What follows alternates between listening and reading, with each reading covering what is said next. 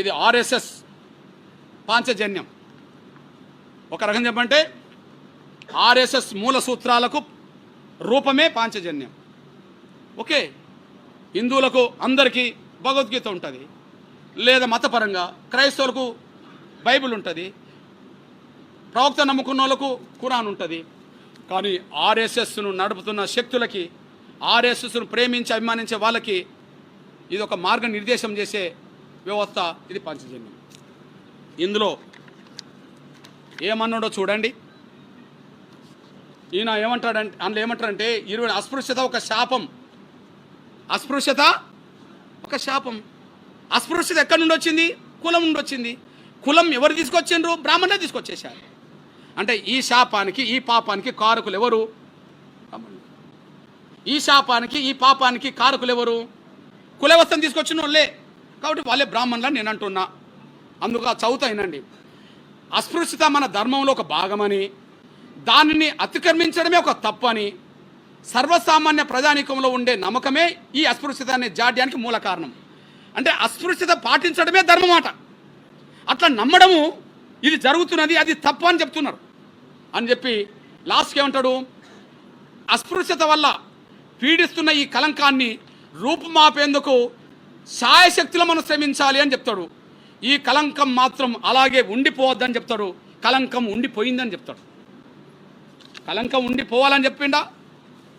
అదే సమయంలో మీ అన్నగా 3వ సంఘ సంచాలకులు మీరు చూడండి, సామాజిక సమరస సాధన. నేను అంబేద్కర్ నుంచి ఆర్ఎస్ఎస్ వరకు చెప్తున్నా. నేను అంబేద్కర్ నుంచి ఆర్ఎస్ఎస్ వరకు చెప్తున్నా. ఇప్పుడు ఆర్ఎస్ఎస్ మూల సిద్ధాంత గ్రంథంలో 3వ వ్యక్తి బాబాసాహెబ్ దేవరస్. ఈయన గొప్పగా ఏం మాట్లాడతాడో ఒకసారి వినిపిస్తా చూడండి. ఈ విషయంలో తప్పంతా విదేశీయులదని చెప్పి మనం మన బాధ్యత నుండి తప్పించుకోలేము. ఈ విషయంలో తప్పంతా చెప్తాడు చూడండి. మన పతనానికి క్రైస్తవులను ముస్లింలో నిందించి మన బాధ్యత లేదని తప్పుకోలేము. మన తప్పిదాల నుంచి కూడా ఒకసారి పునరాలోచన చేయాలి అని స్పష్టంగా చెప్పేవారు. సామాజిక అసమానతలు మన పతనానికి ప్రధాన కారణమని మనం అంగీకరించాల్సి ఉంది. ఎవరన్న మాట ఇది? అంబేద్కర్ అంటే బాధితుడు. మరి గౌరవ్ దేవరాస్ గారు ఎవరు? బ్రాహ్మణ్. బాధితుడు కుల నిర్మూలన కావాలన్నాడు. బాధితులం కనుక మరి కుల వ్యవస్థ సృష్టికర్తలు అనబడుతున్న బ్రాహ్మణ్ నుంచి ఎదిగిన మేధావులు ఏమన్నారు? సామాజిక అసమానతలు మన పతనానికే కారణమని చెప్పి అంగీకరించాల్సి ఉంది. వర్ణ భేదములు, కుల భేదములు, అస్పృశ్యత మన సాంఘిక అసమానతలకు ప్రధాన సాక్ష్యాలు. సాంఘిక అసమానతలకు ప్రధాన సాక్ష్యాలు. ఇవి నిర్మూలించాలని చెప్పి వాళ్ళు కోరుకున్నారు. అంబేద్కర్ నుంచి మొదలుకుంటే ఆర్ఎస్ఎస్ వరకు పంచజన్యం. అంబేద్కర్ మొదలుకొని ఆర్ఎస్ఎస్ వరకు కోరుకున్న దాంట్లో ఎవరెవరు ఈ నిర్మూలకాలను కోరుకున్నారు చూడండి, పెట్టినోళ్ళు కాకుండా. అస్పృశ్యత అనే జాడ్యానికి మూల కారణం మతపరమైన ఇట్టి వికృత భావం. ఏ భావం? మతపరమైన. ఏ మతం ఇంక వాళ్ళే చెప్పాలి. మతపరమైన ఈ వికృత భావం ఉన్నందునే అనేక శతాబ్దాలుగా ఎందరో మతాచార్యులు, సంఘ సంస్కర్తలు నిరంతరంగా కృషి చేస్తున్నప్పటికీ వినాశనకరమైన ఈ దురాచారం నేటికి కూడా ప్రజల మనస్సును పట్టుకొని పీడిస్తున్నది. వినాశనకరమైన ఈ దురాచారము అని అన్నాడు. పట్టుకొని పీడిస్తుంది అన్నాడు.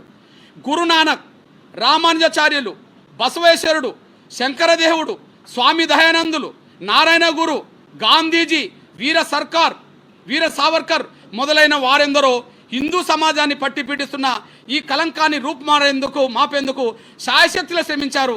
కానీ ఈ కలంకం మాత్రం అలాగే ఉండిపోయింది అని అన్నారు. ఉండిపోయిందని తొలగించుకోవాలనా వద్దా?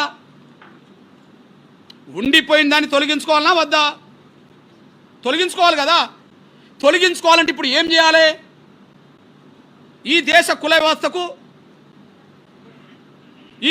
వ్యవస్థకు కారకులు ఎవరు? బ్రాహ్మణ సమాజమే.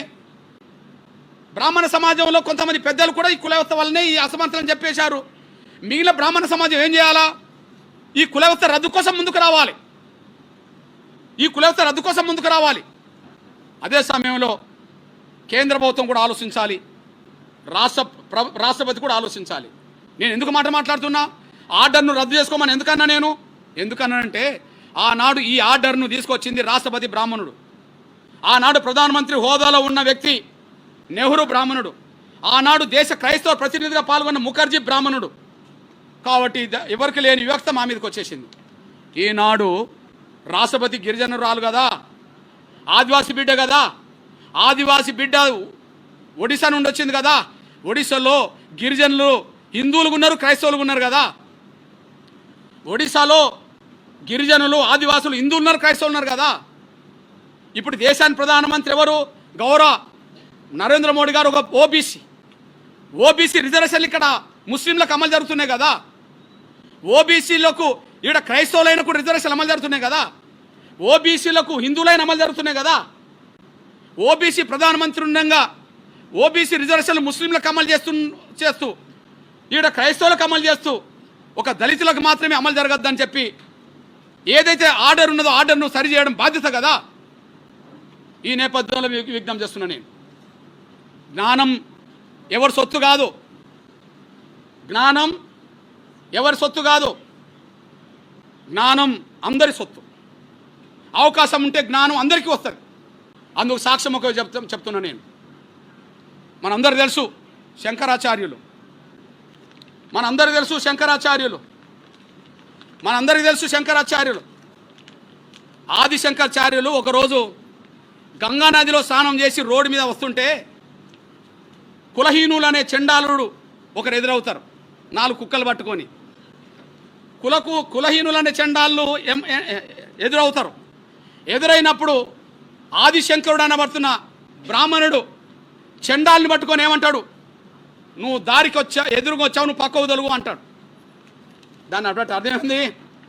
దళితులు అనే చండాలు రోడ్డు మీద నడిచే స్వేచ్ఛ లేదనే కదా. ఇక గుళ్ళకు వచ్చే స్వేచ్ఛ ఎక్కడిచ్చే వీళ్ళు? అప్పుడు మా చండాలుడు ఒక ప్రశ్నిస్తాడు. ఎవరిని? శంకర్నే ప్రశ్నిస్తాడు. సంఘటన వారణాసిలోని గంగానది నుండి తిరిగి వస్తుండగా శంకరుడు 4 కుక్కలతో నడుస్తున్న ఒక చండాలను కలిశాడు. అభ్యర్థన సాంప్రదాయ ఆచార పవిత్రను పాటిస్తూ శంకరుడు చండాలతో నువ్వు తొలగిపో అంటాడు. ఎదురుగా వస్తున్నాడు కదా, నువ్వు తొలగిపో అంటాడు. అప్పుడు చండాలుడు ఆదిశంకరుని ఏమంటాడో చూడండి. గంభీరమైన ప్రశ్న. చండాలుడు ఏమంటాడంటే ఇలా అడిగాడు శంకరుణ్ణి, నీవు శరీరం కదలాన్ని కోరుకుంటున్నావా లేక నా ఆత్మ కదలాన్ని కోరుకుంటున్నావా అన్నాడు. నువ్వు నా శరీరం కదలాన్ని కోరుకుంటున్నావా నా ఆత్మ కదలాన్ని కోరుకుంటున్నావు ఒక ప్రశ్న వేశాడు.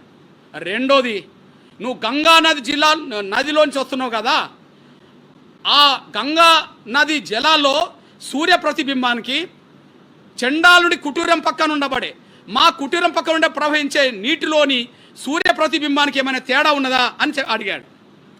అంటే గంగా నదిలో సూర్యబింబం ఉంటుంది, మా ఇంటి పక్క కూడా నీటిలో సూర్యబింబం ఉంటుంది, ఏమైనా తేడా గమనించావా అని అంటాడు. అంటే అప్పుడు జ్ఞానోదయం ఎవరికైంది?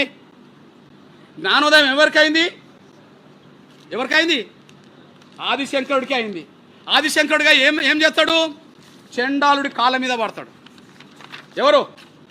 ఎవరి మీద పడతాడు?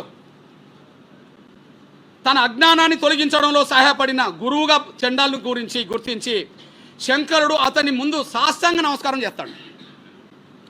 జ్ఞానం ఎవరి సొత్తు కాదని చండాలుడు నిరూపించాడు. ఈనాటి తరంలో జ్ఞానం ఎవడి సొత్తు కాదని మా డాక్టర్ బాబాసాహెబ్ అంబేద్కర్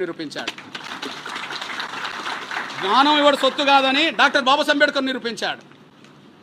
ఇవాళ కొన్ని వేల సంవత్సరాలుగా విద్యకు దూరమైన వర్గాల నుంచే విద్యను అపోసవన పట్టుకొని దాన్ని అందిపుచ్చుకొని ప్రపంచంలో అగ్రగణ్యుడైన మేధావిగా ఎదిగి ఇవాళ ప్రపంచంలో ఐక్యరాజ్య సమితి నాలెడ్జ్ డేగా ప్రపంచ దేశాలకు పిలుపునిచ్చిందంటే జ్ఞానం ఎవరి సొత్తు కాదని, అవకాశం వస్తే అందరికంటే ఒక జ్ఞానాన్ని సంపాదించుకునే శక్తి మాకున్నదని చెప్పి మా అంబేద్కర్ నిరూపించాడు.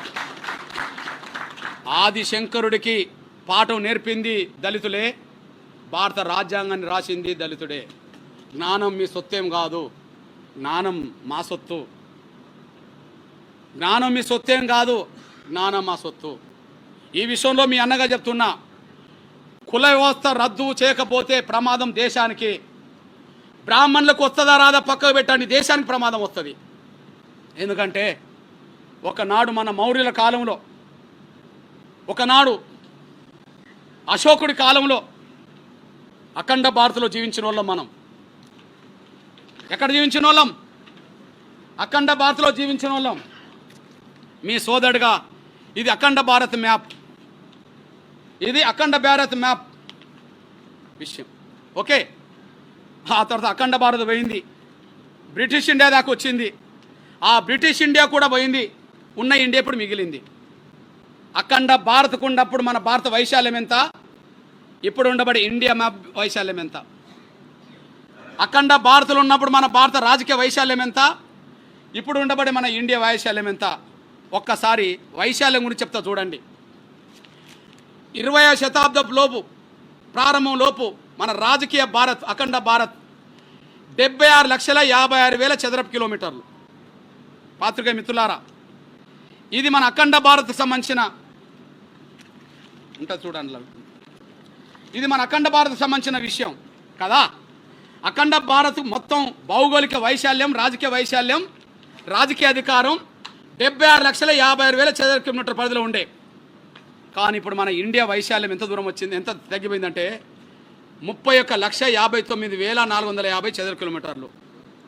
సగానికంటే తగ్గిపోయింది, సగానికంటే తగ్గిపోయింది. బహుశా ప్రపంచం మొత్తం మీద ఎక్కువ వైశాల్యాన్ని కోల్పోయింది ఎవరన్నా ఉంటే, ప్రపంచం మొత్తం మీద ఎక్కువ భూ వైశాల్యాన్ని, రాజకీయ అధికారాన్ని కోల్పోయింది ఎవరంటే మనమే. దీనికి కారణం ఎవరు? దీనికి కారణం ఎవరు ఆలోచించండి, దీనికి కారణం ఎవరో ఆలోచించండి. ఇది అఖండ భారత్ మ్యాపు, ఇది బ్రిటిష్ ఇండియా మ్యాపు, ఇది ప్రస్తుత ఇండియా మ్యాపు. దాదాపు ఎంత కోల్పోయినామో మీ దృష్టికి తీసుకొస్తున్నాను. నేను మళ్ళీ అంటున్నా, ఈ దేశ కుల వ్యవస్థలో అసమానతల వల్లనే మనం నష్టపోతూ కోల్పోతూ వచ్చేసాం. కానీ ఇప్పటికైనా కుల వ్యవస్థను రద్దు చేసుకోకపోతే ఈ నష్టం మన కళ్ళ ముందు రేపు జరుగుతుంది, ఎల్లుండి జరుగుతుంది. కానీ మరో 100 ఏళ్లకు ఇప్పుడుండే భారత్ కూడా ఉండే అవకాశం లేదేమని చెప్పి అనుమానం ఉన్నది, భయం కూడా ఉన్నది. నేను ఉండాలని కోరుకుంటున్నా. ఇది కాపాడుకుంటూ మళ్ళీ అఖండ భారత్ వైపు వెళ్ళాలంటే సైద్ధాంతికంగా మనం బలోపేతం కావాలి. సమాజంలో అసమానత లేకుండా మనం చూసుకోవాలి. భారత ప్రజలందరూ ఒకతాటి అని పెట్టి నిలబెట్టుకోవాలి. అది దేశ కుల వ్యవస్థ వల్లనే అది రద్దు కావడం వల్లనే అది వస్తుంది. ఈ దేశ కుల వ్యవస్థ ఉండడం వల్లనే మనం నష్టపోయినాం. ఆ విషయం గుర్తు చేస్తున్నా నేను. అందుకు సాక్ష్యం మిల్లు లేటెస్ట్ చెప్తున్నా నేను. ఇప్పుడు మన భారతదేశానికి జాతిపిత అంటే ఎవరు గుర్తుకొస్తారు? గాంధీ. పాకిస్తాన్ జాతిపిత అంటే ఎవరు గుర్తుకొస్తారు? ఎవరు? మన గుంటూరులో కూడా ఉన్నది Jinnah tower. Okay, Gandhi tower పాకిస్తాన్లో ఉన్నదో లేదో తెలియదు, కానీ జిన్నా టవర్ మాత్రం గుంటూరులోనే ఉన్నది. ఓకే, నేను ఒక విషయం చెప్తున్నా సోదరులారా, ఈ దేశంలో కుల వ్యవస్థ లేకపోతే పాకిస్తాన్ లేదు. ఈ దేశంలో కుల వ్యవస్థ లేకపోతే మత మార్పిడిలు ఎక్కువ అయ్యేది కాదు. కుల వ్యవస్థ, దాని రూపంగా వచ్చిన అసమానతలు, దాని రూపంగా వచ్చిన అస్పృశ్యత మత మార్పిడులకు ఎక్కువ దారితీసింది. మన లోపాన్ని సరి చేసుకోవాలా, మన లోపాన్ని సరి చేసుకోవాలి. అందుకో సాక్ష్యం చెప్తున్నా చూడండి. పాకిస్తాన్ జాతిపిత ఎవరు? మహమ్మద్ అలీ. అరే మహమ్మద్ అలీ ఎప్పుడు ముస్లిం అయిండు? మహమ్మద్ అలీ ఎప్పుడు ముస్లిం అయిండు? మీ సోదరుడు చెప్తున్నా, మహమ్మద్ అలీ కుటుంబ వారసత్వం చరిత్ర ఉన్నది. మహమ్మద్ అలీ జిన్నా పూర్వీకుల చరిత్ర, జిల్లా పూర్వీకుల చరిత్ర చాలామందికి తెలియని ఆసక్తికరమైన విషయం. ఆయన మూలాలు హిందూ ధర్మంలో ఉన్నాయి. ఆయన ఎవరిక్కడ? భారతీయుడే. హిందూ ధర్మంలో అంటే జిన్నా ఎవరు? భారతీయుడే. భారతీయుడే కానీ ఆయన ముస్లిం కాదు. భారతీయుడే కానీ ఆయన ముస్లిం కాదు. ఎట్లా ముస్లింలు ఏంటంటే వివక్షత వల్లనే ముస్లిం అయ్యండి. సాక్ష్యం చెప్తున్నా చూడండి. కుటుంబ నేపథ్యం, జిన్నా తాతగారు పూంజాబాయి తక్కర్, వీరు గుజరాత్లోని కాతియావార్ ప్రాంతానికి చెందిన లోహానా అనే హిందూ వ్యాపార కులానికి చెందినవారు. హిందూ వ్యాపార కులానికి చెందినవారు. మత మార్పిడి ఎందుకు జరిగిందో చెప్తున్నాడు. జిన్నా తండ్రి జిన్నాబాయి పుంజా చేపల వ్యాపారం చేసేవారు. ఏ వ్యాపారం? చేపల వ్యాపారం చేసేవారు. అయితే లోహన కులస్తులు శాకాహారులు కావడంతో ఈ బ్యాచ్ పెట్టింది. మళ్ళీ అది కూడా ఏది బ్రాహ్మణ బ్యాచ్ పెట్టింది. ఎవరు శాకాహారులు ఎట్లుండాలని చెప్పి. లోహన కులస్తులు శాకాహారులు కావడంతో చేపల వ్యాపారం చేస్తున్నందుకు వారిని కులం నుండి బహిష్కరించారు. అసలు కులం నుండి బహిష్కరించే సాంప్రదాయం ఎక్కడదే? ఈ ప్రపంచంలో లెక్కలేంది ఇక్కడ కులం ఉండడం వల్లనే. కులం నుంచి ఎవరిని బహిష్కరించారు? వాళ్ళ తండ్రిని బహిష్కరించారు. ఆయన ఏం చేసిండు? దీంతో మనస్తాపం చెందిన ఆయన కుటుంబం ఇస్లాం మతంలోకి, షియా విభాగంలోకి, శాఖలోకి మారింది. జిన్నా అనేది వారి తండ్రి పేరు. జిన్నా నుండి వచ్చింది. గుజరాత్లో జిన్నా అంటే చిన్నవాడు లేదా బక్కపలసిన వారు.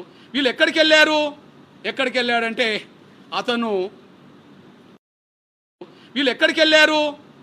వెళ్ళాడంటే అతను పాకిస్తాన్లో ఉండబడే కరాచీకి వెళ్ళారు. ఎక్కడికి వెళ్ళారు?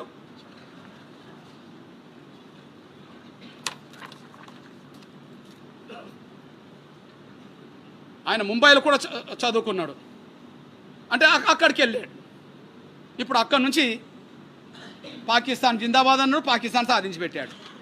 ఈడ కుల వ్యవస్థ లేకపోతే ఆయన కులం నుంచి బహిష్కరించకపోతే వాళ్ళ తండ్రి మతం మారేది కాదు. వాళ్ళు ఇప్పుడు పాకిస్తాన్ భూభాగమైన కరాచీకి వెళ్ళేవాళ్ళు కాదు. అక్కడ షియా మతంలో చేరేవాడు కాదు. ఇక్కడన్నప్పుడే చేరాడు కదా. ఆయన పాకిస్తాన్ దేశం అనేది కావాలని కోరేవాడు కాదు. అంటే ఈ కుల వ్యవస్థ వల్ల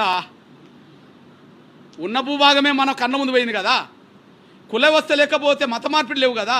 మత మార్పిడి లేకపోతే జిన్నా లేడు కదా. జిన్నా లేకపోతే పాకిస్తాన్ లేదు కదా. మన లోపాన్ని మనం సరి చేసుకోవాలి కదా.